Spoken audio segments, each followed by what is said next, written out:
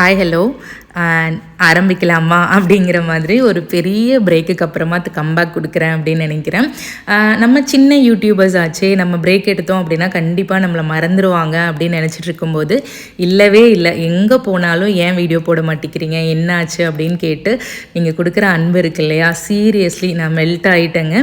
So நான் எப்போவுமே ஒரு பிரேக் எடுத்துகிட்டு திரும்ப வரும்போது என்ன சொல்லுவேன்னா, இனி கண்டிப்பாக ரெகுலராக வீடியோ போட்டுருவாங்க அப்படின்னு சொல்லுவேன். பட் இந்த தடவை என்ன சொல்ல போகிறேன்னா, என்னால் எப்போல்லாம் முடியுதோ அப்போல்லாம் கண்டிப்பாக நான் வீடியோ போடுறேங்க.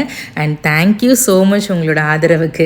அண்ட் ரொம்ப நாள் கழித்து வீடியோ போடுறதுனால ஒரு நல்ல வைப்ரேஷ்னலான வீடியோ போடலாமே அப்படிங்கிறக்காக தான் நேற்று பங்குனி உத்திரம் இல்லையா, நம்ம கணபதியிலிருந்து மருதமலை வரைக்கும் தங்கத்தேர் இழுத்துட்டு நடந்து போனாங்க. நானும் ரொம்ப ஆசையாக இருந்தேன் போகணும், நடந்து போகணும் அப்படின்ட்டு.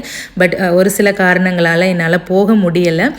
அதனால் சரி முருகரையாவது போய் பார்த்துட்டு வரலாமே அப்படின்னு போகும்போது அவ்வளோ கூஸ் பம்பாக இருந்தது. ஒவ்வொருத்தரும் அந்த காவடி எடுத்துகிட்டு ஆடுறது, அந்த ஸ்டூல் மேலே ஏறி நின்று ஒத்தக்காலில் ஆடினதெல்லாம் பயங்கரமாக இருந்தது.